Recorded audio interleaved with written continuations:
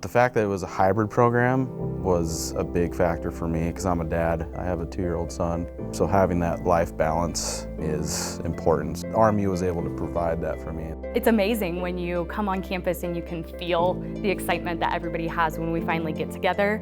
Again, I think that's part of the benefit of that hybrid program.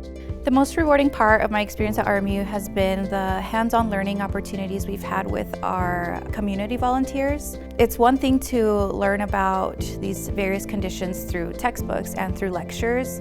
However, it's a completely different experience to have somebody with those conditions come in and talk to us about their journey. Having faculty that actually care about your future, I could see that they wanted me to succeed. We have the pediatric lab, the independent living lab, the cadaver lab, and I feel like all of these are great environments that allow for hands-on learning experiences that will help students prepare to succeed as future clinicians.